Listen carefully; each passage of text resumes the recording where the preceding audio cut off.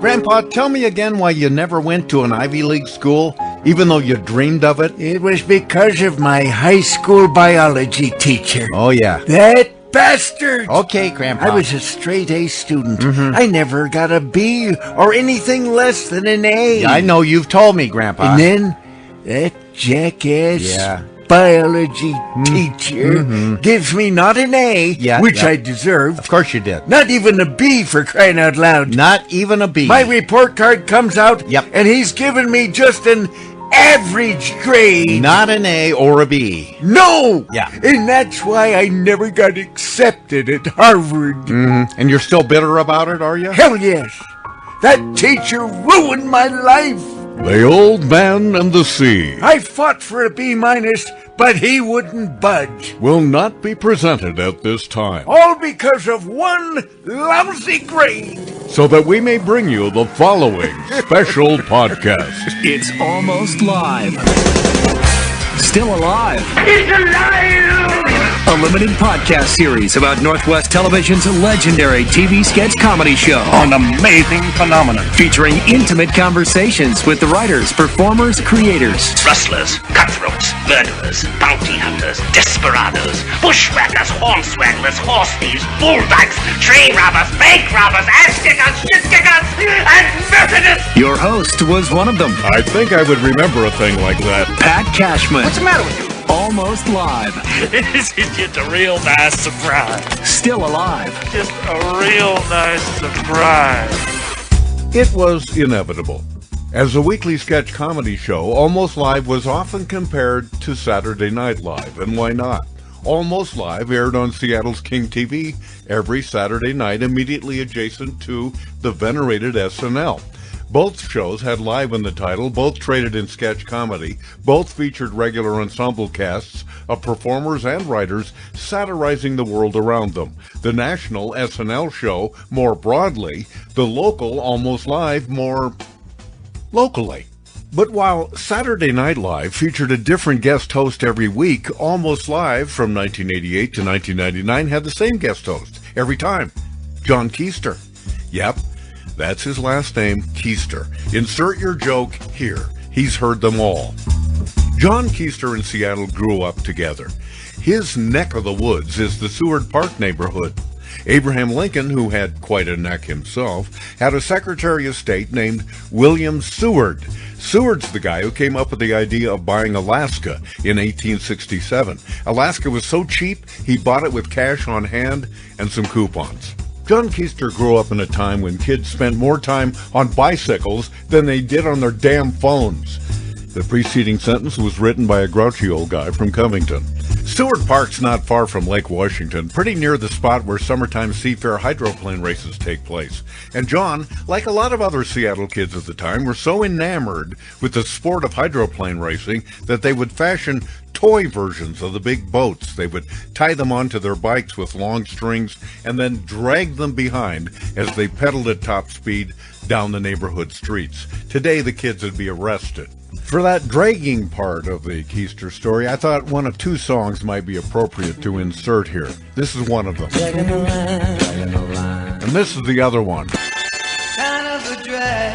You can put in your vote and I'll get back to you. John attended Sharpless Junior High, now called Casper W. Sharpless Alternative Secondary School, which is too much for any kid to remember or spell.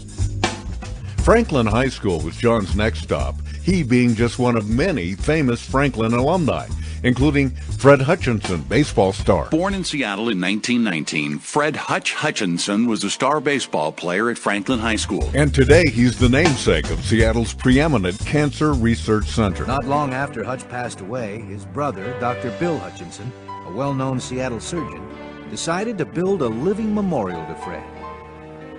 The result is the Fred Hutchinson Cancer Research Center. There was a student named Ron Santo who became a Hall of Fame baseball star.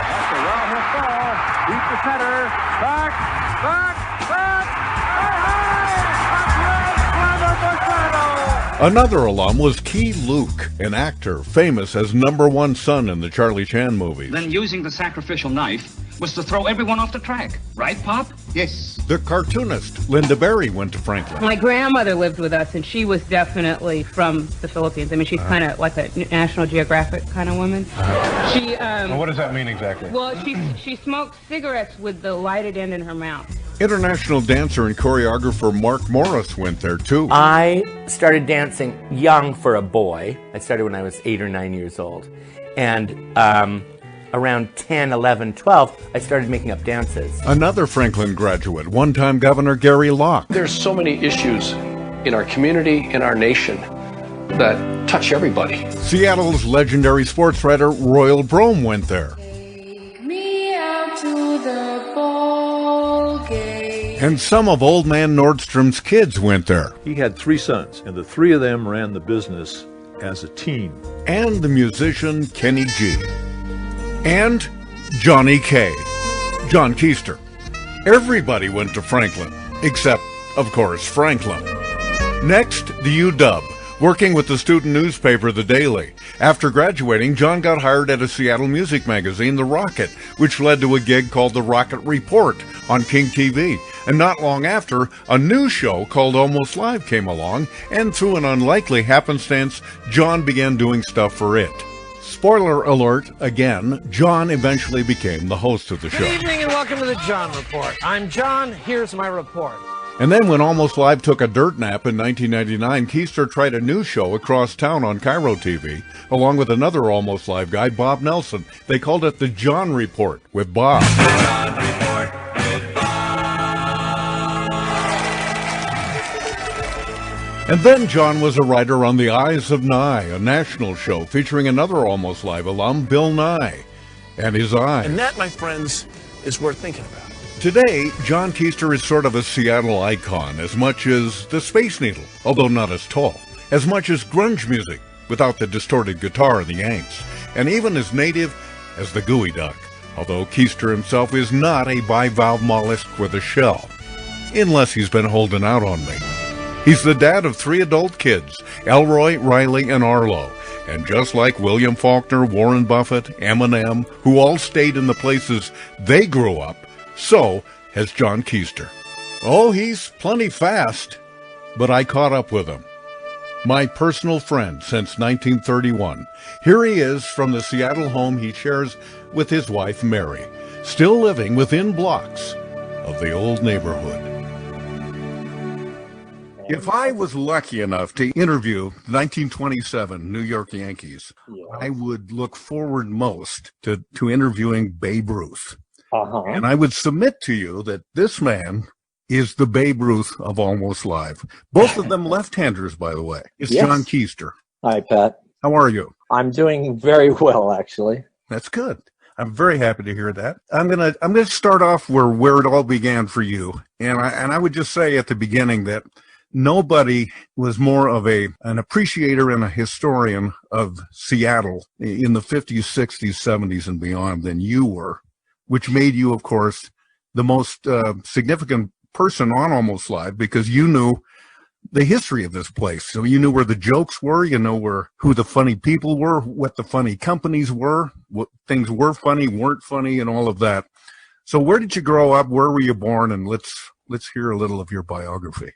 Well, I was born at the Virginia Mason Hospital in Seattle, and I grew up. I didn't understand how unique the situation was, the neighborhood that I grew up in. But what a lot of people are very surprised about is that that Seattle has the largest, I believe, maybe second to New York, but the largest community of Sephardic Jews in the United States. And that community ran most of the, when I was young, they ran like all the fish stands at the market, the Pike Place Market, and other businesses around. And we were the only non-Jewish family in our neighborhood. And so we were the only ones who, put up Christmas lights and things like that. And when I got to be older, my dad told me, look, I'm done putting up these Christmas lights. If if you want to do it, if you boys want to do it, go ahead and do it yourself. And you can either do it or you can convert. But I'm not doing it anymore. Well, actually, that's interesting because my brother one time, my younger brother, came to the house inside for dinner, and he says, "Are we Jewish?" And my parents were like, "No, we're not Jewish. Why did you say that?" And then he went outside, and then he came back in. And he said, "Well, what are we then?" and they were like, "Oh my goodness, we need to take." And so we had to go to this Presbyterian church for a few years, which I hated. I mean, it's just like ruined Sunday, and I was like, "Oh, Jesus, I'd rather go to Temple to Hirsch." Did you have the Sunday school component along with it? Oh yeah, it was. It was strange because in that class was Mark Morris, the choreographer. The ballet choreographer. Yeah. Yes, and one of the guys that later went on to do the Rainier beer ads that were kind of before us were the main source of comedy. Oh, they were great. Yeah. I remember Mickey Rooney was in one of them. Yes, right. And with Boone Kirkman, who was a local guy. A boxer, yeah. Yes, he was a boxer, a local boxer, and they had him do. They had a whole bunch of local celebrities in it, but the one with Boone Kirkman, I remember he was trying, "Hey Mickey, what should we do?" And Mickey just went, "Shut up." And you could clearly see that he was just doing that. And Boone was like, and they just left it in. Running wild Rainier beers high in the Cascade Mountains with Mickey Rooney and Boone Kirkman. Here he comes. He's a dandy. Mickey, glass. I'll get the glass. I've got it. Now pop his cap. Whoa, look out. He's gone. Well, one thing, they didn't all get away, I'll tell you that. And tell us, Mick, were you thrilled at seeing the wild Rainier? Yes, I was, Vern. He was big and cold and mountain fresh, too. Everything you want. We'll get him next time, Mick. Shut up. And next week, we search for the elusive Tasmanian wombat. When our friend Bob Nelson was touring around, his movie Nebraska was debuting. Did you ever hear his story about Mickey Rooney?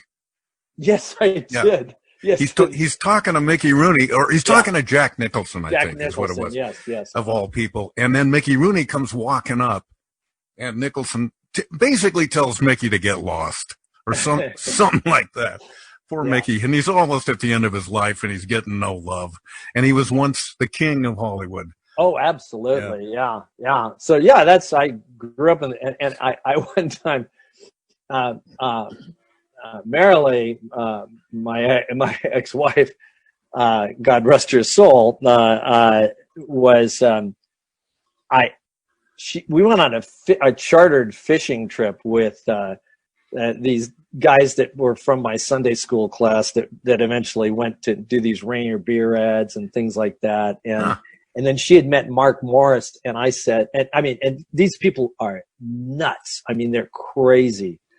And I mentioned to her that I said, there was a Sunday school teacher who had all of us, me, Mark Morris, Tom from Heckler Associates, which did those ads. Oh yeah, Terry Heckler. Yeah, Terry. Right. Yeah. And we were all in the same class, and she was just like, she couldn't conceive that one teacher had to deal with all of us. And we would regularly, this teacher, she would start crying. I mean, we would bring her to tears, and which we thought was hysterical. Which is kind of, you probably figure that was your job too. Yes, exactly. Yeah. God. So you're growing up. Where was grade school? What was it? Right there it was called Graham Hill, who, if you might remember, was mentioned a lot in Monty Python because he was a British racing champion. That's right. He was a race car driver. Yeah. Yeah, Graham Hill. And we always would hear and Graham Hill has won the Formula One. And we were like, what the? Graham Hill is the leader and rolls on for the 200 laps, 500 miles. But anyway, But the school wasn't named after him, was it? No, but we pretended that it was. Yeah, because it's cooler than whoever probably was named after. No, it was because it was on top of Graham Hill. Okay. Yes, and that school would get shut down during Jewish holidays. I mean, during Yom Kippur and Rosh Hashanah. So you and all the other white guys up there were known as the Graham Crackers, right? Yes, pretty much. Yeah. Oh, to a degree that you would find pretty much unbelievable. Yeah. Then where'd you go to junior high? Well, that's where I went to junior high to a place. It no longer is called this. It was called Sharpless Junior High, and then I went to Franklin. Huh? Yeah. Sharpless? Yeah, and we had in the same neighborhood there was Mercer Junior High, and the thing was, Sharpless is shapeless, but Mercer is worser, and you get all these dippy, teenage things like that. But Sharpless was one of those schools that almost got shut down because it was so insane. People called it Little Vietnam, and not because there were any refugees there yet, which they, that neighborhood became full, but because it was like going to war. And I ran into teachers. There was one particular teacher who was a Eastern European guy. His name was Mr. Zarnovica, and he had this really interesting way of talking. And he was a substitute teacher once for a week in Sharpless. Then I never saw him again. But I actually ran into him later in life, and I recognized his voice. And I said, "Hey, you were a substitute teacher at the junior high." I went to, "What? And he was like, I said, "Yeah, I went to Sharpless." And he said, "That is hell, the hell of Seattle School District. That was the hell. It was hell." And I was like, yeah, it was. Oh, that's so funny. Yeah. So you got out of hell, and then where'd you go to high school? Went to Purgatory, which was Franklin. Yeah. Which it's at the intersection of MLK and Rainier. Named after the race car driver, Graham Franklin. Well, it's interesting because Franklin was such an old school that it was constructed in 1912. Wow. And one of the early students that was in there, because it was in the it kind of straddled the Asian neighborhood of Seattle. So in those days, because of it was before the open housing laws, there was the Jewish neighborhood, and there was the Asian neighborhood, and there was the black neighborhood in Seattle, and they really wouldn't allow those groups to migrate a lot. And the Master Po in the Kung Fu series, remember the blind master? Yes. The scissors cut the paper. The paper covers the rock. The rock crushes the scissors. Is not playing a child's game a waste of time? In games, children teach, sometimes more than books. Come, instruct an old man and yourself. He went to Franklin, and that was a big claim to fame. Wow. And there was a lot of other people. He wasn't in your class, though. No, he was in the class of, I believe, 1914. I believe. Yeah. He played number one son in those Charlie. Oh, yeah. In the Charlie Chan movies. Those very politically correct Charlie Chan movies. Exactly. That never had an actual Asian playing Charlie Chan. Pop, before it's too late, I think there's something you ought to know. Number 2 son resembled criminal, about to make confession. I don't know whether I've told you yet or not, but I think you're the swellest pop a fella ever had. Humble parent thanks unsettled weather for expression of love from favorite offspring. Going to a school named after Benjamin Franklin, who was a Quaker. Yes. And how unlikely it was that you were going to mount a very formidable football team. Yeah, it's interesting because the people, I'd say, well, he's a Quaker, which most students at Franklin had no idea what that was.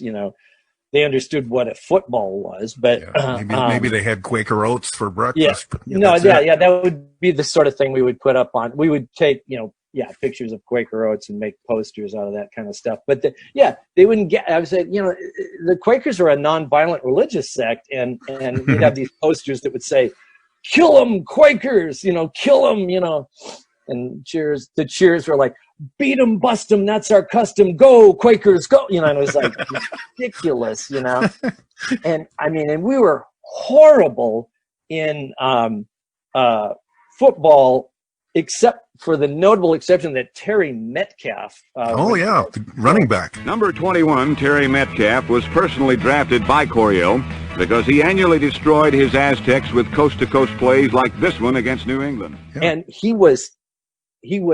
People were terrified of Terry Metcalf, and he would just get the ball and he would run and he would score touchdowns because he would just knock people out of the way, you know, and stuff. And it was insane. Didn't he wind up playing for the Cardinals later? Yeah, he was an All-American in college, and yes, he did. And then I actually, believe it or not, later in life, I was able to interview that guy, Thomas Hollywood Henderson. You remember from the Dallas Cowboys? The Dallas Cowboys, yeah. Down goes Seward. Thomas Henderson. That's the way Hollywood Henderson wants to be exposed, right? And he had written in his book that everybody in the NFL was terrified of Terry Metcalf, that he was the guy that Hollywood Henderson was a defensive player. And he would say that when the coaches would get on him, he'd say, man, I got to go out there and deal with Terry Metcalf, and you're giving me this crap. And that's exactly the way, when I read that, that's exactly the way everybody else at Franklin felt about him. Like, God, you know, he got a wide berth. Yeah, yeah. Did you have a good time at Franklin, and were you a good student there? I actually was a good student at Franklin because Franklin, that's where I first got on stage. I had a very, very good drama. Our drama teacher was extremely good. No one ever showed up to see our. I mean, it was one of those things where there's more people on stage than in the audience. You know, nobody came to those sorts of things. Sounds like my high school. Yeah. But yeah, did you do dramas? Did you do musicals too? You know, I'll tell you something. We did a musical once, and I've brought this up to people that we did a musical once. The musical was Celebration. I don't know if you ever knew that. Oh, I want to celebrate. I want to make a celebration. This isn't the Kool and the Gang Celebrate, right? No, it was.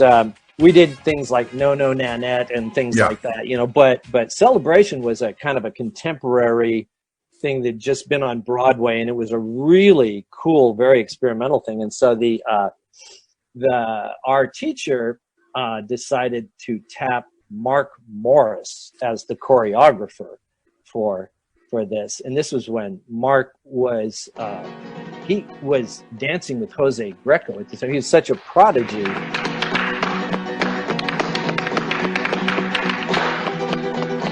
But he's still in high school? He's still in high school, but he would, like, on the weekends, he'd be gone for like a week, and we'd find out that he'd been in like Hungary or Czechoslovakia dancing with, you know, Jose Greco's dance group. And he was just marking his time. But he had a goofy side to him. I remember you telling me a story one time where you were sitting in the classroom, and looking out the door of the classroom, and tell people that story. So I'm just sitting there bored, and Mark goes by, and he just sort of sees out of the corner of his eye that there I am, and so then he was just walking by casually, and then you know, a few seconds later he walks the other direction, and then all of a sudden he walks the other direction, and he keeps going back and forth, but he's not making eye contact with me. So I start laughing. But he knows you're looking at him. Yeah. He knows I'm looking at him, and then I think, okay, it's all over. He's gone to class, and then 5 minutes goes by, and he goes by again. And then I'm like starting to really lose it in class. And then 10 minutes, there he is again. And then he goes back. And then suddenly he's walking backwards. He goes, back, but he's not looking. And I mean, he spent the entire quarter, the entire class just doing that. And I mean, by the end, I'm just crying. And I'm like, the teacher's like, John, pay attention. What are you doing? And I'm like, but that sounds stupid, but that stuff's still funny. I mean, oh God, it was just insane. Oh, God, it's good. So wonderful. But okay. Anyway, what I was going to say about this thing is, Mark Morris was the choreographer. Kenny G was in the band that played there. Wow.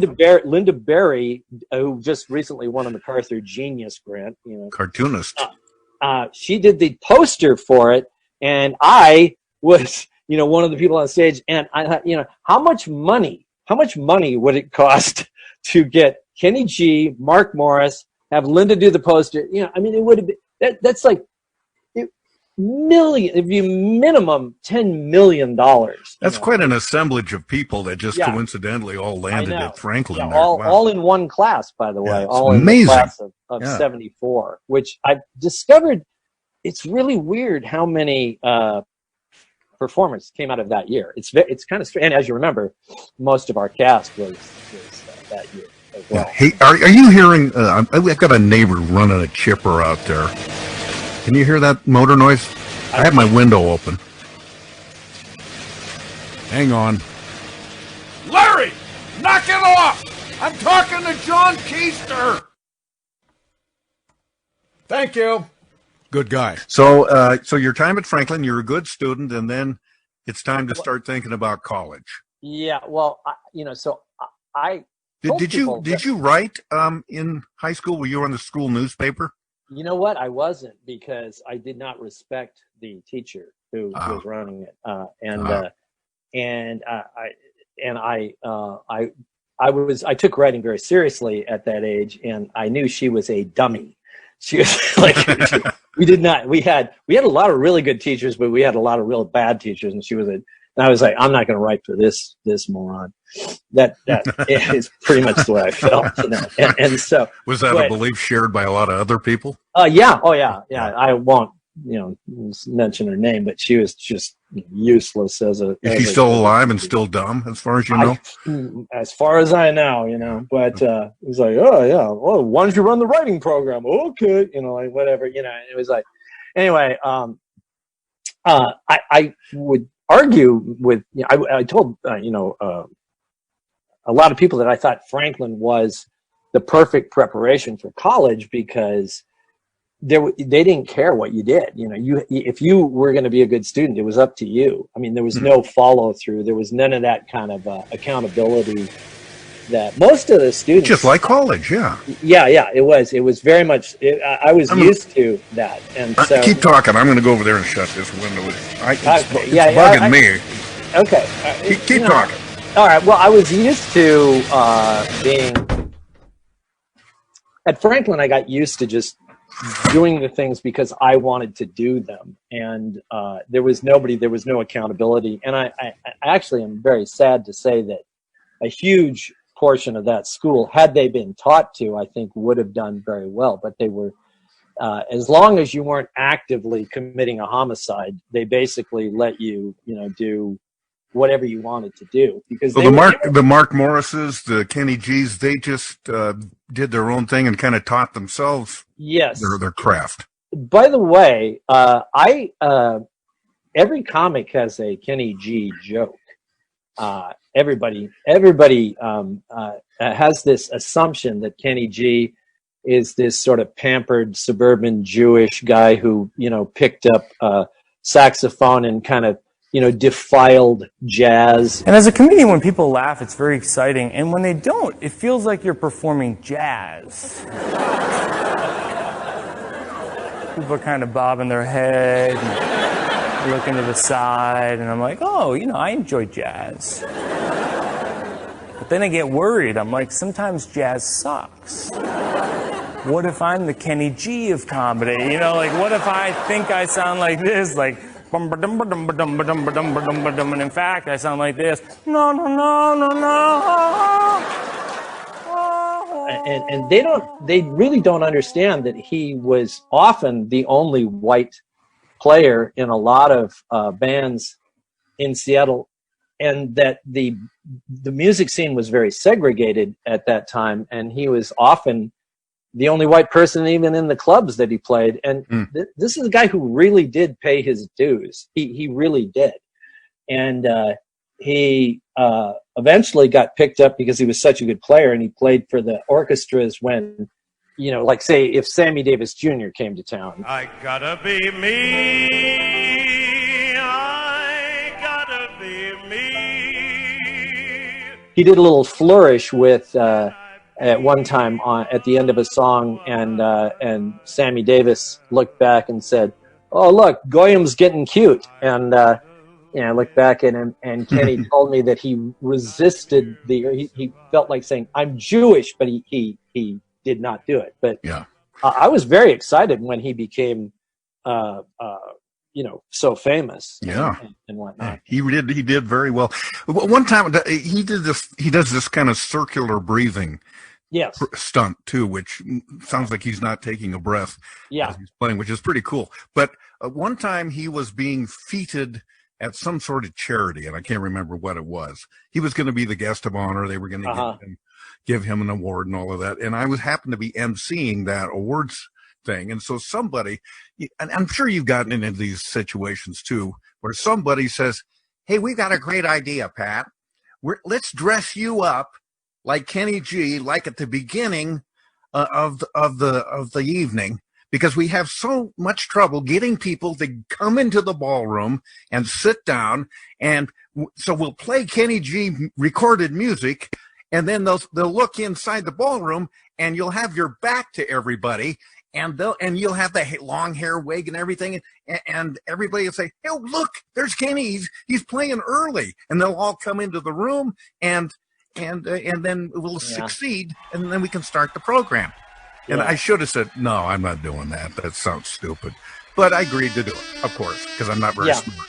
So I'm wearing the satin outfit, and I got this wig on, and they gave me a saxophone, and so I start doing my thing, and I'm pretend playing the saxophone, and I can hear people milling in to the room behind me, and this is what I actually heard from some people who were just about to sit down at their table, very close to me, very close to the stage.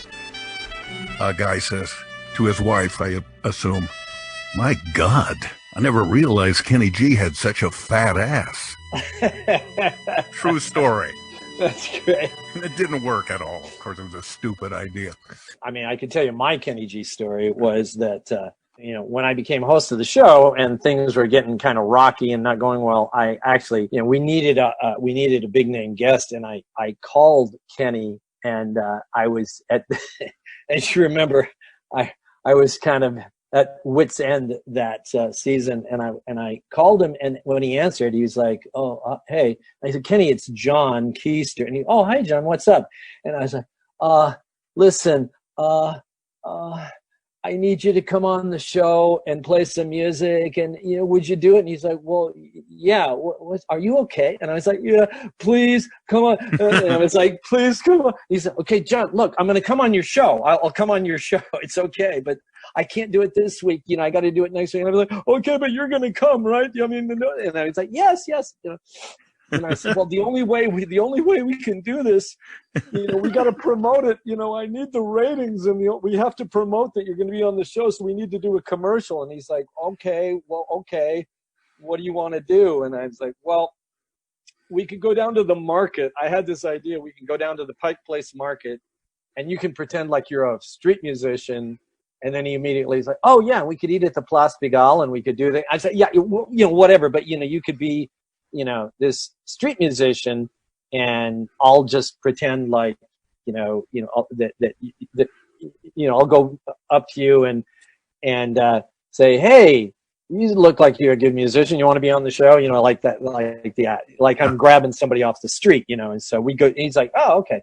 So we go down there, and he sets up. He brings his, sax out, and he puts a thing in front of him for people to do donations. He starts playing, and people come up and they go like, "Man, you really got the Kenny G thing down. This guy's awesome. This is great." And he goes, "Well, what's your favorite Kenny G song?" And they name a song, and he like plays it really fast, and they're like, "Whoa, wow, that's really great." You not only look like him, you sound like him. Yeah, you sound like him. And he goes, "Well, I am Kenny G." And they're like, "Okay, right." And he's like, and they wouldn't believe him, And then eventually this one guy was like, "Wait a minute." And he's like, "What? What?" And it was like this thing where like, why are you, what's going on? What, like, what are you, down on your luck? And so then he goes like, "Hey, it's Kenny G. I want you to, watch the Almost Live, which is hosted now by my high school friend, John Keister." And then we did that, and we put that out and people at King were like, "How did you do what? Well, how did you do that?" Which you was, did it. Yeah, that's good. And that's really good. That is great. That's a good idea too. I like that idea. It was fun. Yeah, it was really cool. I wish I had that. I really wish I had that. You jump on to decide to go to the University of Washington. Yes.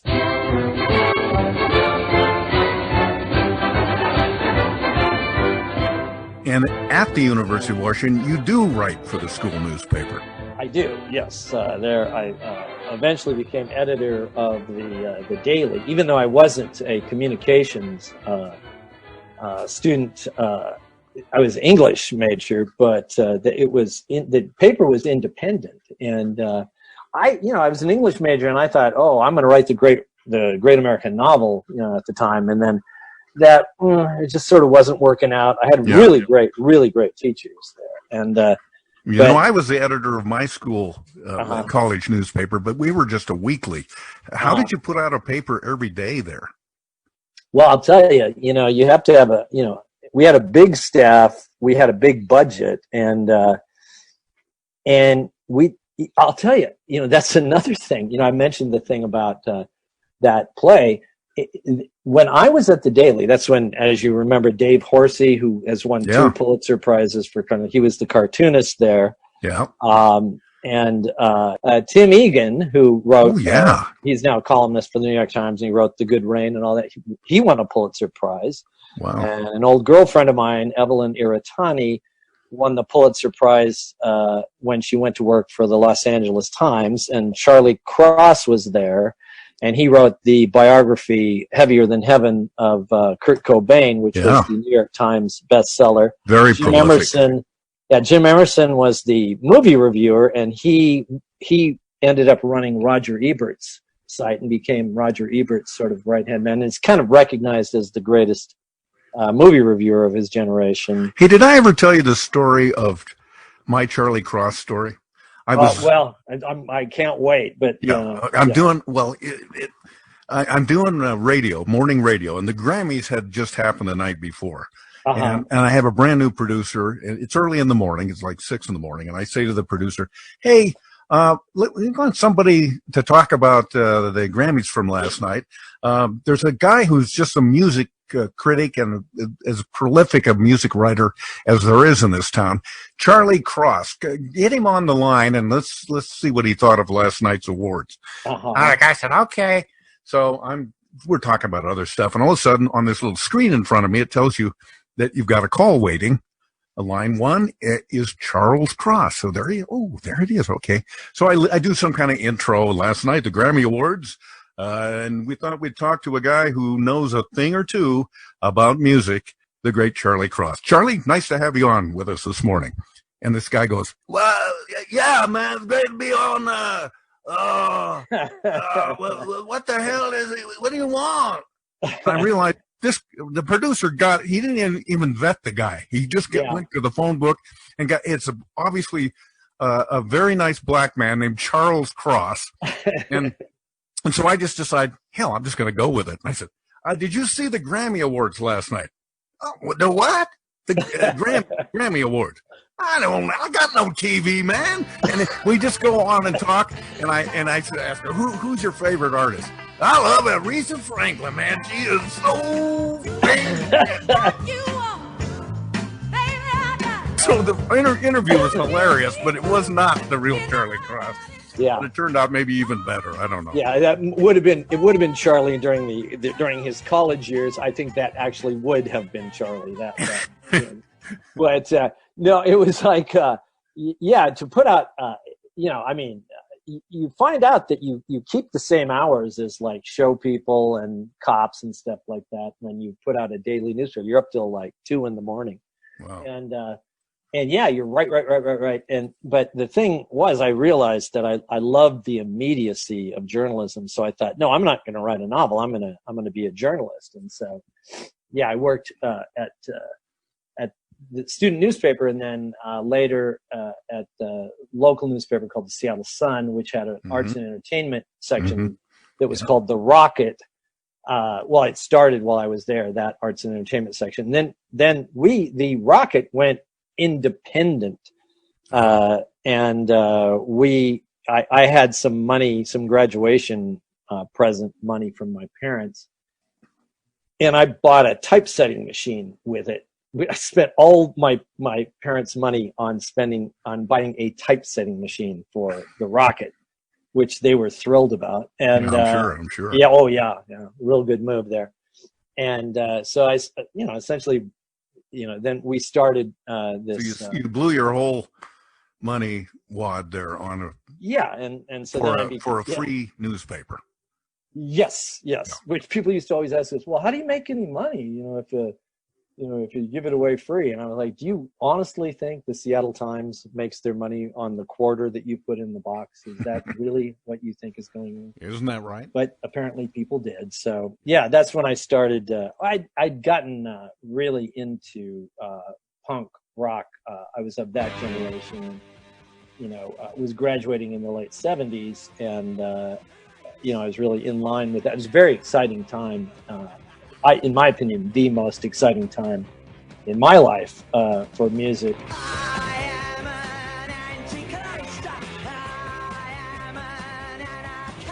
So you're not at that point thinking anything about TV or broadcasting. No. But somebody comes stumbling into the newsroom there at the Rocket and poses a question to the group. Yes, this was the most significant phone call of my life, which was that a man named Jan Nickman, who called the Rocket, and we had this fictional character whose name was Johnny Renton, like Johnny Rotten. We called it Johnny Renton. Yeah, and that was me. I wrote that column, but under that pseudonym. And he's like, "Hey, could we have the Johnny Renton come on and do a weekly commentary about? I'm doing a show about we're gonna have local bands on and do music videos and they all. This was before MTV."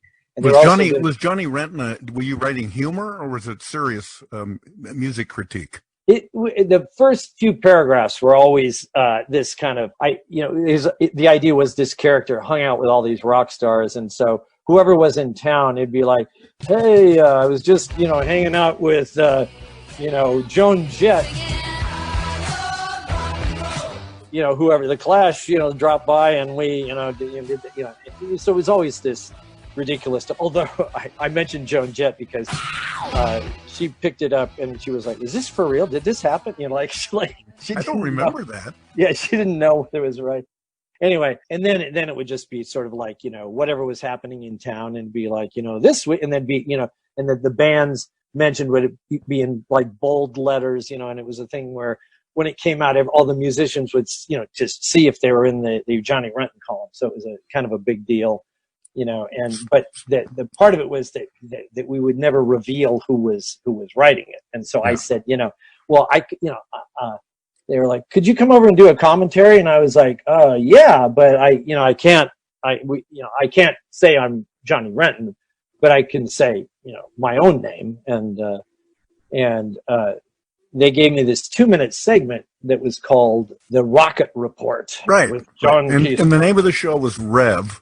Rev, which stood for Rock Entertainment Video. And that's when, MTV was not really quite a thing yet, right? I mean, that's right. And that Rock was Entertainment Video was a novel idea. It was. And it was very significant that there was no MTV, because that was the only source at that time on television of seeing rock videos. So the show was gigantically popular almost immediately. And I had this 2-minute forum where I started doing, I went, well, first thing was they said, well, we'll build you a set. And, it can be like, like a little clubhouse. They were suggesting that I have like this little clubhouse. And I was like, well, I don't know. So I went back and I asked the designers at the Rocket, and this was a very, very significant moment. I said, what do you think the set should look like? And they said, those guys over there probably have a whole bunch of electronic effects that they never use for anything. And I would suggest that you don't have a physical set, make it, an electronic set, and you can stand inside, the electronics. And I didn't understand how to do that, but I kind of asked around and I learned how to use a green screen. And I told the people there that I wanted to do that. And they said, well, that would look like, these car dealers like Glenn Grant or, Cal Worthington, where they would stand in front and the cars would go behind. Remember those kind of ads, Sure. Cal Worthington here for Worthington Dodge. Friends, when you come into Worthington Dodge, you'll find this sticker right on the windshield of every car. Ignore price stickers, ask for our discount. And I said, well, yeah, but it's not going to be cars. It's going to be images. And they were like, well, I don't know. And so we started doing it, and it didn't look like anything that had ever been on TV, to my knowledge. I remember that. They had a deal with this clothing retailer called Kitschy Koo that sold new wave clothes, and they were like, you should dress up in new wave clothes, and the people again at the Rocket said, when you're on TV and you're not wearing a suit, you look like an idiot.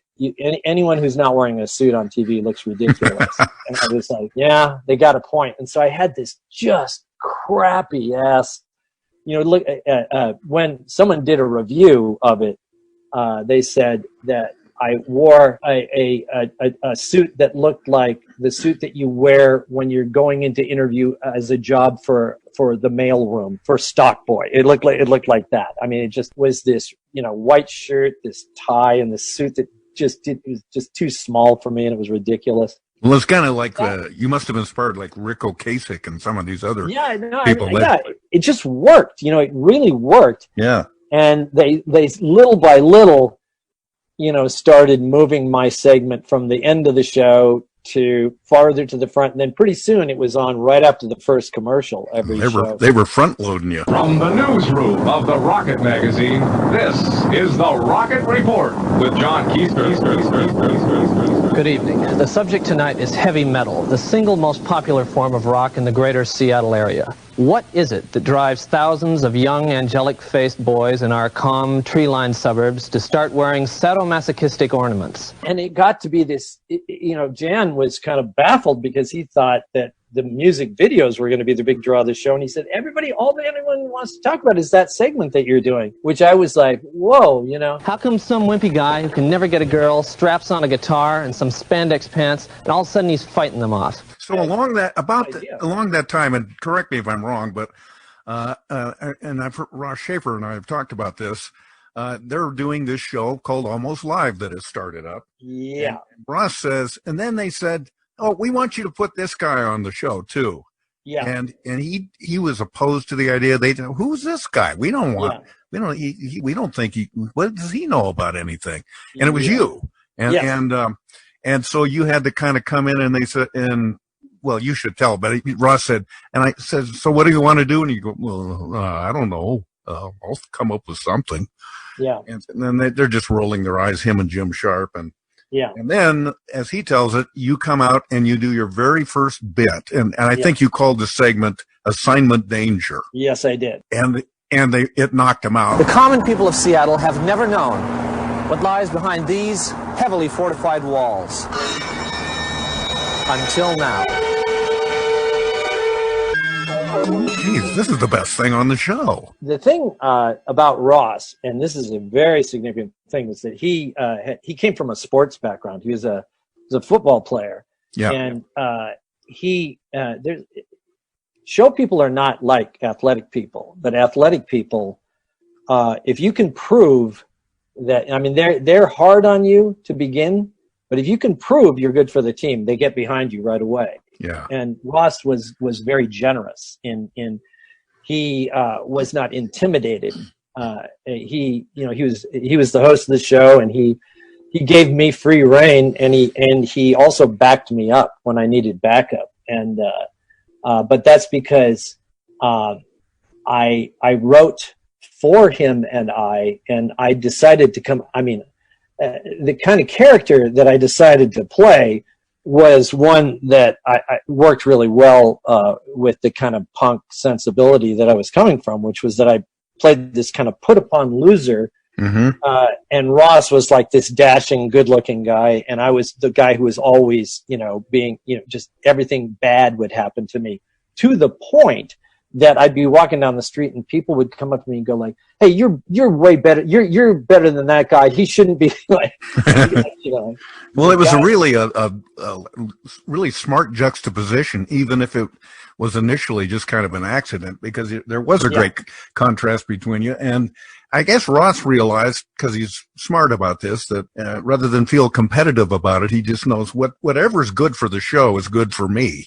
So I want him to succeed. Yes.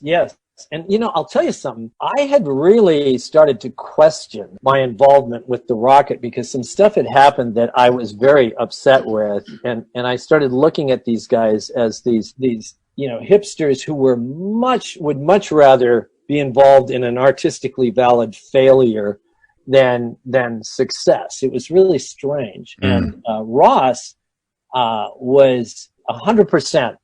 The idea was to be a success and to make something out of something. And when I was starting on the show, these hipsters, I can't believe you're doing that stupid show with that moron, and I was like, guys, he's a nice guy.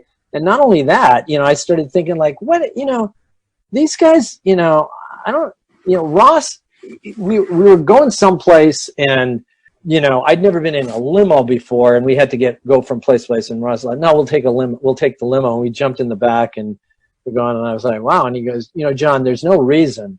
He said, "This is the way to go, and there's no reason that you and I can't go this way, from now on. This is the way to go." And he was really investing in success. And I thought, I like this guy better than I like these hipsters that I'm working with, who kind of held me at arm's length, to begin with anyway, because I didn't go to Evergreen. I went to the UW. It's a weird little dynamic there. I wasn't from, New York, even though at that time it was gospel that you had to go to New York or San Francisco to make it. And I'd been traveling there enough in the late 70s in New York. I had a friend who lived in the Lower East Side in what's called the Alphabet Jungle. But I kind of had a working knowledge of Manhattan, which kind of came in handy later. Yeah. So now let's just jump ahead a little bit. You're pretty much full time. At Almost Live, and somewhere along the way, I met you. Yeah. And I don't remember. I can tell you what that was. Well, I think I know when it was, but you go first. Well, I'd been doing these assignment dangers, and then at one point my car was stolen. I had a really beautiful 1965 Mustang, and I did a bit about the 5 stages of death, like denial, anger, bargaining, about losing my car. And at one point, I wanted to do a bit where I went into an insurance agency to see if I could get money for my car. That was the premise, and I was like, talking to this photographer, Mike Boydston, who we have a lot of history with. Yeah, his name has come up a lot in these podcasts. And he said, well, there's this guy here who's really funny, and he does this, he works, in the promotions department, and you ought to talk to him. And that's when I asked you, I said, hey, would you want to be in this bit? And you played, at a cubicle, you played the insurance agent that I was going to see, and it was like you gave me. I remember it was sort of like, well, based on your the premiums you paid, you get to have a pick from our happy bag. And I was like, what?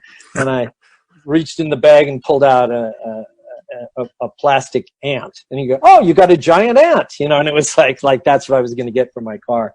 Yeah, I have no memory of that. I have no memory of that. Well, that's when I remember first time, maybe not the first time we met, but the first time I got to know you a bit, and I thought, God, I really like this guy. And maybe you remember this, John. King TV was in an existential crisis. Their ratings had dropped on the news. There were rumblings that they were going to get new management, and there was all this stuff. And so they brought in this company that gave certain employees some sort of psychological test. Oh, yes. And then after everybody's test was completed, And they kind of plucked various employees. Some of them were management, of course, but yeah, they identified who they thought were other key employees to go to this company retreat up to Orcas Island at a place called Rosario. Yes. And you went along too, and I was part of it, and some other folks. I remember more just going out. We found a gymnasium. We played basketball for a while. Yes, with the locals. Yeah. And we were brought up as the entertainment. We were just a brand new show, and they were like, "Why don't you entertain, the people?" And we did a bit up there entertaining, and it was like they were putting people into all these different psychological categories, and we came up with a special one as a joke for Jean Anderson, which was just nice. She's so nice, and was always like, because Jean was the queen of Seattle, and everybody was. In the news business, the day never comes when a reporter can finally say, "Well, I've learned it all. I understand everything." Because every day brings new stories to tell. I remember the test was you'd have to answer these questions like, are you a go-getter? Are you do you make decisions, or would you rather let somebody else make decisions? Right. All of these kinds of, and then based on that, you would be identified as one of four types. There was the driver. Yes. The driver type was a hard-charging management guy. Come on, guys, let's get this done sort of guy. Then there was the expressive type. Right. Kind of more of a talkative sort of person, really eager to roll their sleeves up and get the jobs done. Then there was the analytical types, and those would be people maybe that worked in, the accounting department. And then the category that I fell into was amiable. Yes. It was sort of like nice, like you just mentioned.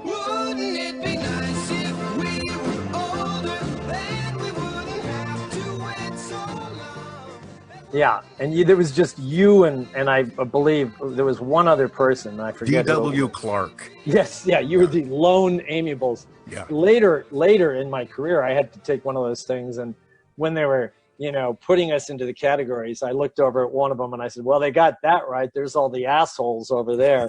And they're like, Yeah, they didn't want to label it as such, but that's really the way it broke down. There's all the complete assholes, and there was like, "John, you're over there," and I was like, "Oh, I'm one of them. I see. I get it. That's, okay." So at some point, I this can become a marathon, but because I'm having a blast talking to you. But but let's get to where Ross suddenly leaves the show. He's got a great opportunity. No one can begrudge him that. And so then there begins this period of time where, gee, who are we going to get to be the host of the show now?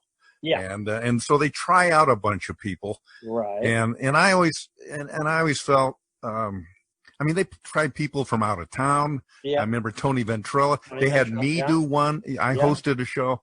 And it was just funny to me, especially in hindsight, that the most obvious choice was sitting right in front of him in plain sight. And eventually it worked out the way it should have. Because you were the guy that knew Seattle like the back of your hand, and was a font of great source material because you knew all of this stuff about this town, and it became more of a local show when you finally took over than it really was. It was more of a, I don't mean to belittle anybody, but it was more of a standard shticky show that could have been done in Denver as easily as any place. There was some localness to it for sure, but it became intensely local and neighborhood and city focused when you became the host of the show. Yes, but real quick, I was getting more and more angry that they weren't. I was like, "Well, wait, are you saying you can't make a decision that it's going to be me?" And they were like, "Well, we need to test out all these." And I was like, "All right, fine." And then I just went down to LA and, because Ross was like, "Come on down here." And I went down there for a few weeks. Now, was it tough to sell this act in the beginning? I mean, was a record label anxious to take this on? Because I would think it would be a little bit tough. Our record company, every record company out there, that's their main thing, is to sell their records. And I'd never seen anything like it, because Joan Rivers, he had taken over for Joan Rivers, and she had this incredible set up there. And it was like, it was just everything. It was strange to me because it was exactly the way I imagined Hollywood would be. And there was all these stars everywhere. And, Playboy Playmates and everything, and out the window of the office, the Hollywood sign was right there, which it's very difficult to overstate what a significant thing that is. It's a surreal thing when you actually go there. People come from all over the world to, and I'm like, I can't believe I'm in this beautiful office that used to belong to Joan Rivers, I did the osteoporosis benefit this afternoon and got a stooping ovation. I was very proud. And out the window is the Hollywood sign. I can't believe this. And I'm meeting all these people. And then King is having a fits that I'm down there. And when I come back, they immediately say, well, we want you to be the host. And I was like, at the time, you were actually weighing whether you wanted to move to Hollywood, or to come back. I knew Marilee was pregnant with twins at the time, and I also understood that when I was down there, I could tell that this was going to be a 24-hour job. I didn't want to fall into that trap that I saw a lot of men fall into, particularly men in our society. It's not just limited to them, but this idea that if your career goes really well and you're making lots of money, it's okay that you're never seeing your kids or your family, because you're really helping your family because you're making lots of money. And I was like, I didn't giving them a great lifestyle. I didn't want to be that guy, so I came back. Yes, I had a rocky start because I had interviewed a lot of people for the newspapers that I had worked for, but I'd done that in the context of print, where you just sort of sit around and you go this way and that, you just sort of explore different ideas. But that doesn't work on TV, and I was used to an interview style that was less focused and whatnot. But basically, you were asked to take over the show that Ross was doing. Yeah, and then we had the band, and it was basically interview based, and it was like, we had already run through most of the celebrities in town that were interview worthy, all the sports figures and whatnot. Yeah. So as soon as I became host of the show, Ross's show faltered and it went off the air. So I thought, well, I dodged that bullet. It took a while to get our footing, and then at the end of that year, I could see everybody's resumes were flying. Joe and Nancy had taken off for Los Angeles. And everybody thought it was clever to say, almost live, almost dead. I mean, I think everybody knew that there was an axe about to fall. Everybody sensed it. And then the lucky happenstance was that everybody might want to take credit for it, but somebody said, let's make this a half-hour show. Let's move it to immediately in front of and adjacent to Saturday Night Live, where there's an established comedy audience anyway, instead of this wasteland on Sunday at 6 or whatever it was. Yeah, right. And the show became your show then. It was comedy. More jokes. There was no band anymore. You didn't have to interview people anymore. Yeah. And it just found its legs and took off. Yes, it did. It took a little while, but then once it started to take off, there was almost no limit to how high it could go because there was no significant competition, and we were in a great time slot. And SNL was, fortunately for us, having a real, that was their real doldrums. Yeah, they were foundering at that time, for sure. And so people started complaining that they had to, we have to wait a half an hour to see SNL, but then that stopped, and then after a little while, they were like, oh, thank God this is there. And people got in the habit of watching us, and then SNL up to Weekend Update, and then that was like a solid hour of pretty decent comedy. And it was a formula that really worked.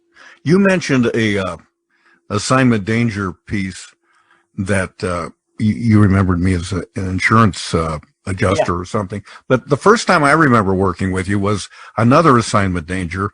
It was the Broadmoor piece. Yeah. And I might have told that story on another podcast, but basically your idea was that there is this secretive place that the average person never gets to see inside of because it's only for the wealthy and the well-appointed. It's a gated community with high walls, and your premise was, I'm going to go in there and see what it's all about. Yes, that's right. And Broadmoor, just, for the record, was a neighborhood I lived, a few miles away from it, but it was famous in our neighborhood because they didn't allow Jews or blacks to live there. Right. And which, and they had armed guards, around, the entrance and stuff. And I just thought it was just this despicable place. Yeah. And I was really into doing something that would, take those guys down a peg. And so, we're like, and so I filmed myself. I actually crawled over the wall and then crawled right back so I wouldn't get arrested. I know, it was a great shot. Yeah, it's a little bit dangerous doing that. If one of those armed guards had seen you. Right, exactly. And so I loved taking part in that piece.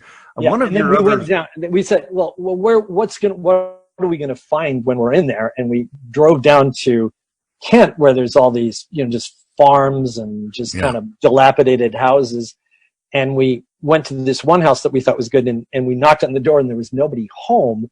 And then we asked the neighbors, like, are they? And they were like, oh, what are you doing? And they're, oh, it'd be all right. And so we went back, and they had sheep back. Oh, I know. It was just a perfect location. Yeah. And so that was the punchline of the bit, is that turns out Broadmoor is even more rural than South King County. Yes. Right. Maybe that's why they don't want you to see what's going on in there. Yeah. Very funny bit. I heard about that bit a lot. Yeah, me too. I'm sorry I interrupted your game. I thought it was Hey, wait a minute. Where do you think you're going?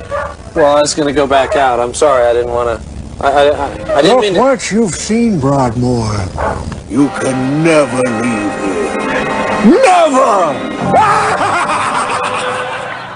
But I think maybe the bit you heard as much about, if not more, was the Ballard Driving Academy. Yeah, It was that's an interesting bit because there was the kernel of the idea was given to me when I was checking out at a grocery store in my neighborhood, and they were like, "Hey, I really like your show," and I had this idea. It's like, like a Ballard driving school, and it'd be like, how when you start with driving, they check your seatbelt, and then you could just like throw it out and have it dragging on the ground, and keep you and that kind of stuff. And that was sort of the kernel of it. And I said, that's a really good idea. And now with a special message from the Ballard Driving Academy, here's Ole Torgerson. Here at the Ballard Driving Academy, for over 35 years, we've been teaching people to drive just like they live in Ballard. Welcome to the Ballard Driving Academy. Thank you. All right, now before we start, please adjust your seatbelt. Okay, good. Now check your left turn signal. Okay, now leave that on all day. Make sure that never goes off. Okay. All right? Everything seems to check out. All right, let's go into traffic. Whoa, where's the fire? What? Well, how fast are you going? 10. Now bring it down to 7. So there you go. That's as fast as we go in Ballard. Okay. Now let me see how many cars you're holding up. 6, 7, 8. All right, 8 cars. You passed. And then, of all people, Bob Nelson, which it was the first bit on the air that he was in, he was the driver. And we did it, and you're the driver. You're the guy giving them the test. Yeah, and I'm the driving instructor, and I'm like, telling him to, like weave in and out of traffic and be slow and block cars and all this sort of stuff. And we did all this stuff, and that became probably the most popular bit. Wouldn't you like to be a Ballard driver too? It was great. It was great. Yeah, that we ever done. Yeah. Well, you did a lot of studio bits that really had your stamp on it and very Seattle centric. Yeah. How Seattle are you? Welcome to How Seattle Are You? The game show that separates the longtime natives from the late-coming transplants. First question now, what is your name and where did you go to high school? Arnie Arneson, Ballard. Good for 9 points. 9 points there for Arnie. Carol Nordstrom, Lakeside. Gotta give you 10. 10 points for that. And you, sir? Todd Miller, South Pasadena. Sorry, big 0 on that. Next question now. What is your current occupation? I'm a commercial fisherman. 9 big points for Arnie. And you? I develop software. Another 9 points there, and... I'm a bike messenger, and I play guitar for a band called House of Bitches.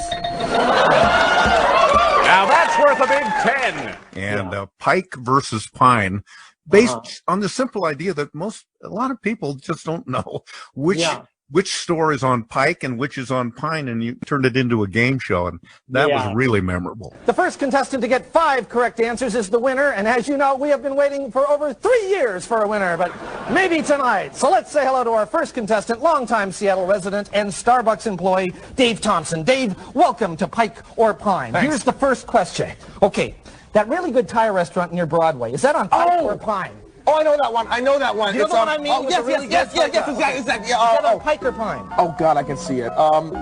It's either Pike or Pine. Right, that's the point of the game. Dave. Is it Pike or Pine? God, come on. Oh, I'm sorry. Time is up. We got to move to the next contestant. Sorry, Dave. Hello, next contestant. Welcome, longtime Seattle resident and Ivor's counterperson, Carrie Davis. Hi. Carrie, here's your question. Okay, you're on Capitol Hill heading downtown. Now, which street do you take to go straight down? Not the one that, that gets all weird and goes into the convention center and turns in. Which one goes straight down? I know that because it's either on Pike or Pine. Okay. Okay, okay, if you're facing Seattle, it's the one closest to the Space Needle. Okay, is that Pike or Pine? It's the north one. It's the one that's farthest north. Okay, I need a street name, Carrie. Pike or Pine? Pine? It is Pine. Good. One correct answer. All right. Yes, very, very. That was Pike or Pine. Like everybody in Seattle gets those confused, and yeah, that was very It was brilliant. Yeah, the bit that occurred on the Almost Live show more than any other was Billy Kwan, which was your idea, and it was really a cartoon as much as anything, and the story trajectory was always the same. It always turned out the same, but damn, it was funny. It's time for Mind Your Manners with Billy Kwan. Today's episode, Bottle Rockets of Fury. You are disturbing the peaceful tranquility of our neighborhood. You hear me? All right, that's it. Way up and on. Hey, I am so angry I could explode. Oh, you'll explode. Try this.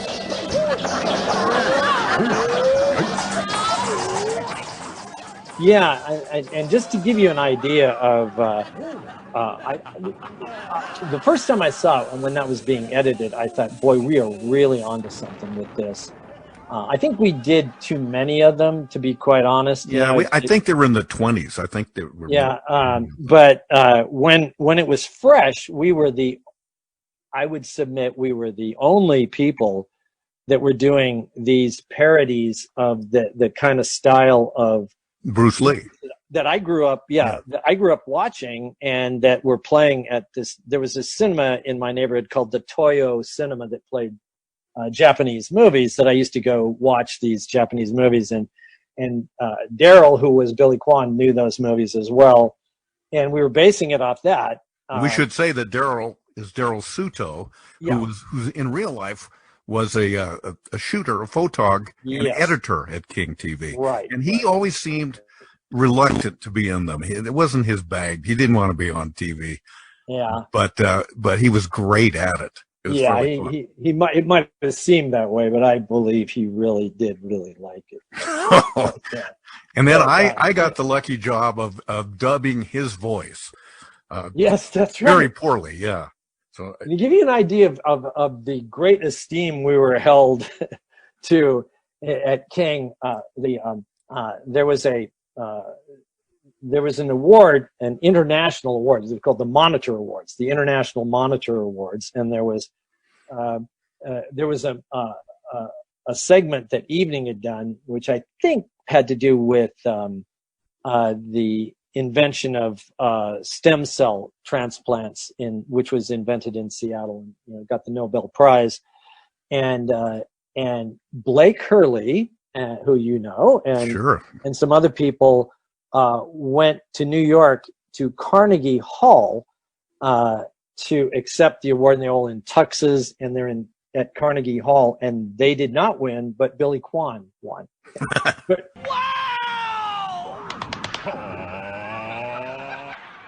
Somehow it had gotten submitted, and none of us were there, but all the Evening guys in their tuxes accepted the International Monitor Award on our behalf, you know, but there's no way. I know that story. That's great. Yeah, King would never, you know, they would never send us there. As a matter of fact, it wasn't until we became national on Comedy Central that we even got any recognition from the awards, because the people in New York would send like bouquets of flowers and you know, and things like that. I know I'm sounding somewhat petulant about this, but I swear it was as if they were like, we didn't need any promotion. It was like, well, you guys do fine on your own. Oh yeah, no, this show never got much promotion, much notice, and it was really treated with disdain. Yeah, it was by the people in the other departments, particularly the news department. Yeah, it was those little clowns down the hall. Yeah, it was like a pain in the ass, and we were winning award after award as, you know, best local show in America, and we won the record number of those. And you know, I did a segment called Alien Gumbies when which was another favorite. And you and Joe Guppy, yeah, and I found first there was Alien, then Aliens, now the most horrifying event in motion picture history. Alien Gumbies. In space, no one can hear you say, Pokey, hey Pokey, Pokey, come on, hey Pokey, Pokey, let's go for a ride. Hey. And I found out, like, hey, they submitted that, and you get to go to New Orleans to, you know, you're up for this award. And I was like, what? And we went to New Orleans, and I was given the award by Oprah Winfrey, who was just starting her career, you know, and was down there. And this is when Arnaud's, which was that place. We've gone to world famous Arnaud's and switched out the coffee to Folgers, you know, was that place. This morning, we're secretly switching their fresh brewed coffee with dark, sparkling Folgers crystals. Can these people tell the difference? And we were always complaining about how we didn't have equipment and stuff like that, and then suddenly I find out we're all gonna eat at Arnaud's, and the bill came to like 10 grand. It was like this, you know, huge, enormous, and I was like, man, you know, we could have used some microphones, you know, like you know, we could have. I mean, it's like we can have dinner here for 10 grand, but we can't get microphones and cables that'll work, you know. Well, that's the thing about Almost Live, that show, is how it really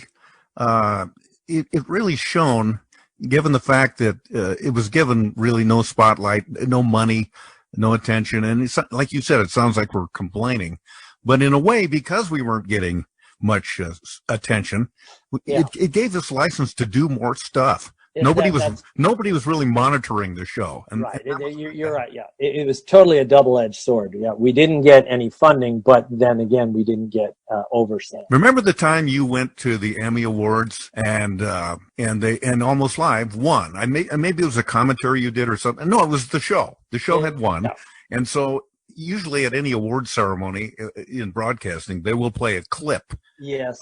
Representing a moment from the show, or the commercial that won the award.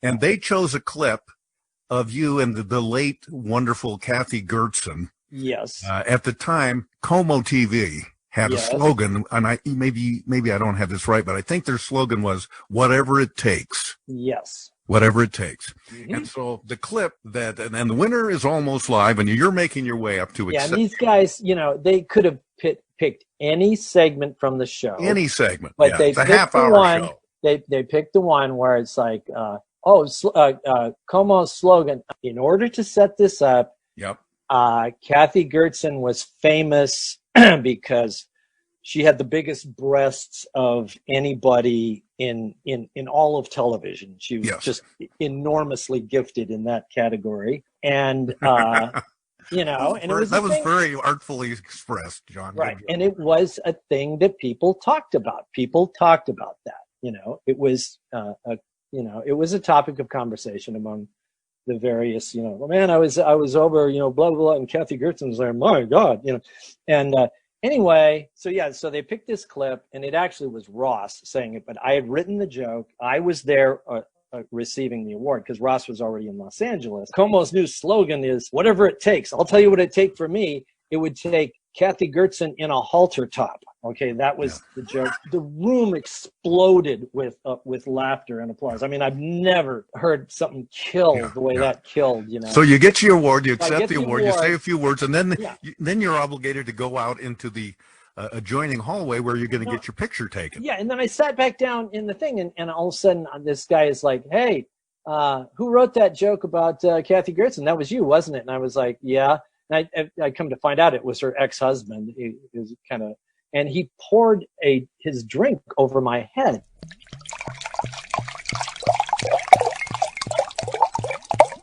Pretty big glass.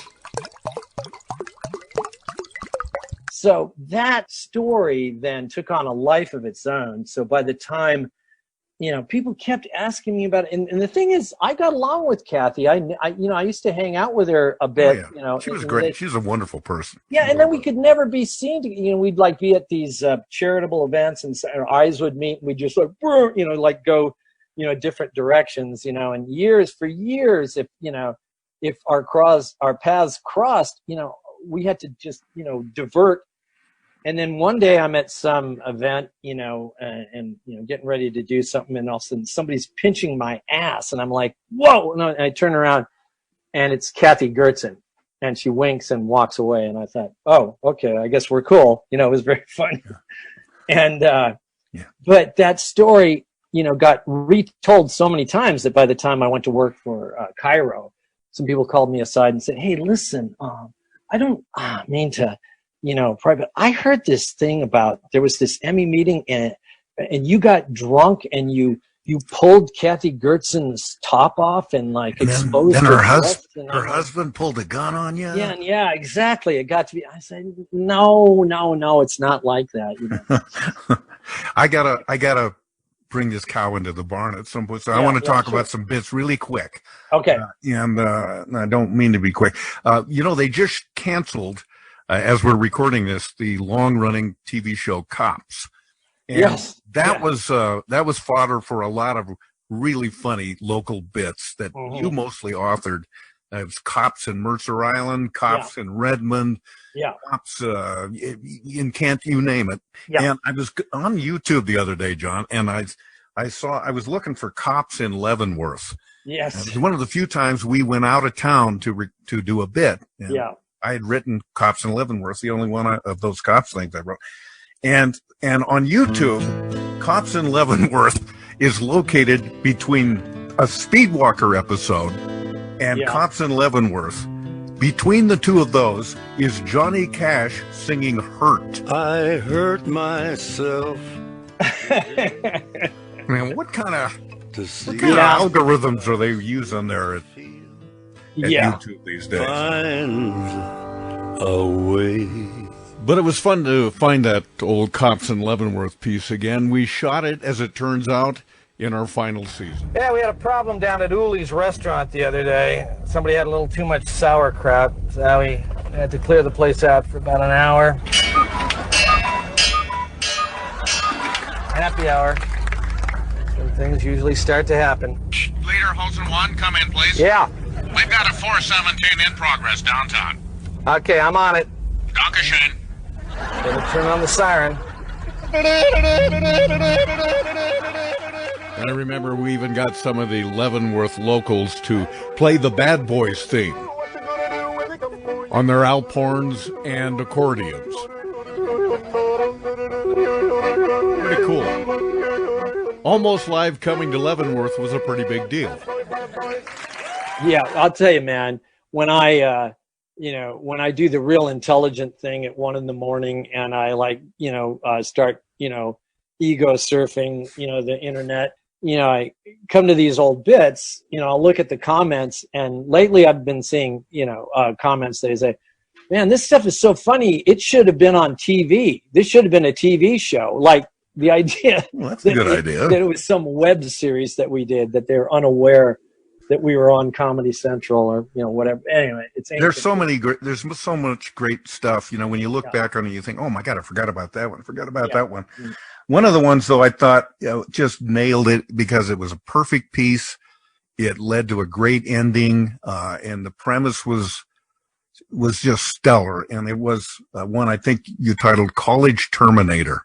Yes. And I just thought, God, that's the perfect piece. If every one of our bits was like that, this show would just be heralded worldwide. And the premise of it was that this Terminator guy, which I got to play like the Arnold Schwarzenegger character, he comes from the future, and it turns out that they had monitored college parties way back in the early 80s. Right. And so he's coming to exact retribution and revenge and to dispatch everybody from this party because of vows that they had made and broken. Right, exactly. Richard Davis. Yeah? I will kill you now. What? Why? I come from a place in the future where we monitor college parties. We listen very carefully. In 1973, you made a vow. Hey, guys, listen. Hey, if I ever wear like a suit and tie and become one of those money-grubbing corporate pigs, would you do me a favor? Just shoot me, okay? Just shoot me. Right on, yeah. Now I am here to honor your request. Hey, look, I was in college, all right? I didn't know anything about the real world. Why did you grow up? Give me a break. That's a rationalization. That's what the other people said. The thing I liked about that bit was that the idea of your younger self talking to your older self, that your younger self, before you have any responsibilities, you know, and any sort of, things that you need to deal with. No life experience yet, that you make these bold statements like, hey, if I just become some money-grubbing corporate pig, just kill me. And then if I ever vote Republican, if I vote Republican, or if I do anything like my mother, that would be Tracy and Nancy doing that, or and so it's all people who made all these ridiculous vows in college, and then there's this terrifying Terminator robot who's coming and killing them because they violated the vows that they made in college. Right. And I when I find out what it is, as I'm the money grubbing capitalist, I say to you, the Terminator, why don't you grow up? I was in college and I didn't understand what life was like. And you say, that's a rationalization. That's what the other people say. And you press it to the point that you do kill everybody. And then there's finally the last. And as you're dying, you'd say, one more thing. What about Ray?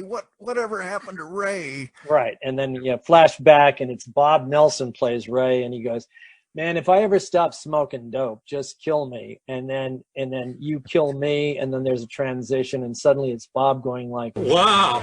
So you blew them all away, man? I had it coming. They were all slimy sellouts. Not like you, Ray. So you've been here 20 years. And Bob is still smoking dope. Yeah, he's the one guy that kept his front. I just thought that was a great piece. Yeah, the one guy who didn't. Yeah, he kept smoking dope in his basement, and that was it. And that's the guy who lived. When it comes to a bit that I wish I had created, I can't think of one smarter than the lame list.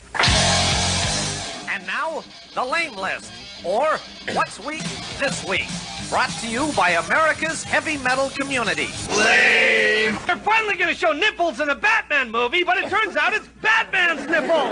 Lame! Lame!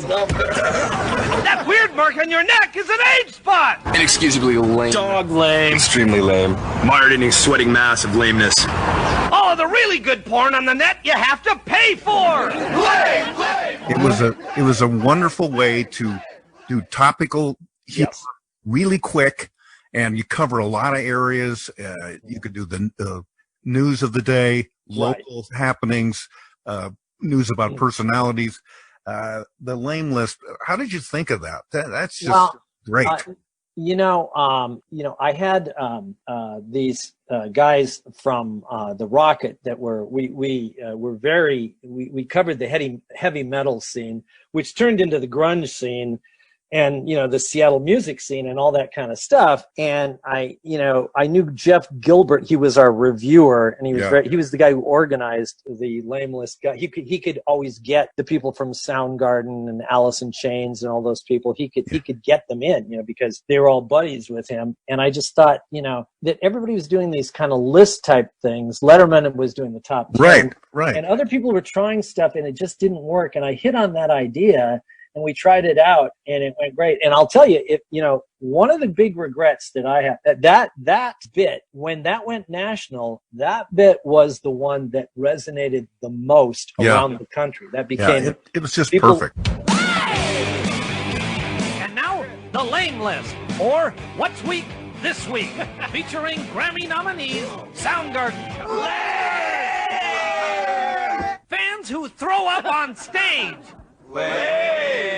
Yeah, and it was and Jim Sharp, our buddy who went on to Comedy Central at the time, when I showed him that, he actually, before we were on Comedy Central, he ran that on a show called Haywire, and he said, you know, everybody's been looking for like an equivalent of Letterman's list joke, and you're the only one who's figured this out. And it was really great. And you know, the thing about it was that even people on the staff did not believe that we had Soundgarden. They just thought we had an amalgam of different groups. And I said, no. We had in early days, because Susan Silver, who was Chris Cornell's wife and manager, and the manager there, she had called me because I knew her from the Rocket days, and she said, hey, could we have Soundgarden come on and do a Lame List when it was starting off? And I was like, oh yeah, absolutely, you know, and people didn't. It was too early in the bit for people for that to register, and I actually had to pull the tape back and show that it was Chris Cornell and Kim and all those guys were on that, and they were like, oh wow, and so we had a lot of people on that. But if we had put that bit and we did not do the high five and white guys on the Comedy Central version of the show, because we thought it would be too expensive to get the rights to It's Hip to Be Square. Right. The high five and white guys, downtown adventure. In hindsight, I realized that I'd made certain mistakes because I was somewhat intimidated by the people who came to run and help us get the thing up and running. The national show, yeah. Yeah, and and we had the money. We had the money to buy to get the rights to that. And had we done the Lame List, in my opinion, and the high five and white guys on that show, that I think that would have put us over the top. I think we would have renewed if we had done that. It's a theory of mine, but we didn't do that. And we also didn't we didn't do good enough theme music for our national show, which we should have, out of Seattle, because I think that was one of the big reasons that we were picked up, was that was the Seattle's moment in the sun. And well, it's been fun, and as we wrap up, I wanted to ask you about the celebrity that you enjoyed being a part of that show, being the focal point of the show, really. And I know that for me it happened not as often, but I remember one time I did this bit called Unsolved Mysteries of Seattle. There's this mystery. Seattle cab driver Colin Hutchins. What do you think about all this rainy weather we've been having? I don't know. How do you like the Seattle Mariners' chances this year? I don't know. He's the Seattle cab driver who doesn't have an opinion. And then there's this strip mall, the only one in town with no teriyaki place. Yes. And so I was always looking for interesting names of places, odd juxtapositions of signage and that kind of stuff. Yeah. And I was going through the phone book, and I found this company that builds.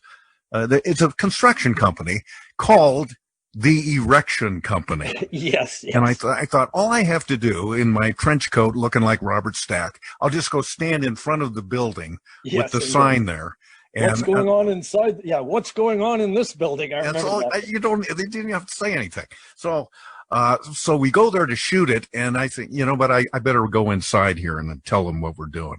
So I walk in to the front door, and I'm just coming up to the receptionist, and she says, "I know why you're here. Go ahead. Go ahead." You immediately recognize, oh, these are those Almost Live clowns. Yeah. You must have got recognized all the time. Is there an incident that particularly stands out for you?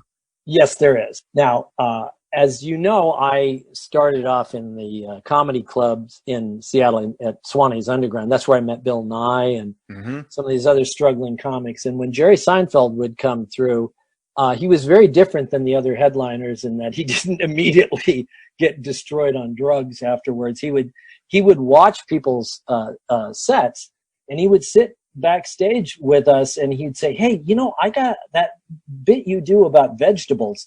I've got this idea." And he was so beloved by the comics because he was such a generous person. Yeah. Then you get on the plane. Pilot, of course, always has to come on the PA system. This guy's so excited about being a pilot, he can't even stand himself. Well, I'm going to take it up to about 20,000. Then I'm going to make a left by Pittsburgh. Then I'm going to make a right by Chicago. Then I'm going to bring it down to 15,000. It's giving you the whole route, all his moves. We're in the back going, yeah, fine, that's all. Just do whatever the hell you got to do. I don't know. End up where it says on the ticket, really. And he was the very first interview that I had when I became the host, and I was a little intimidated by it, and he saw that, and he really helped me through the interview, and I was really embarrassed afterwards that because I was kind of intimidated by him. And then just only a few years later, when we had gotten the nod that we were going to be on Comedy Central, just coincidentally that week, he was at the Paramount, and they asked me to introduce him. And he was playing with Carol Leifer, who people might not know, but she was the real Elaine. Thank you. It's good to be here. Just got off the road. I was working out in Mobile, Alabama, where the Beverly Hillbillies is on PBS. And I had to go on to introduce him, and so it was packed. The Paramount's packed, and I'm like, and so I had this thing like, what's going to happen when I walk out? It's either going to be boos or applause.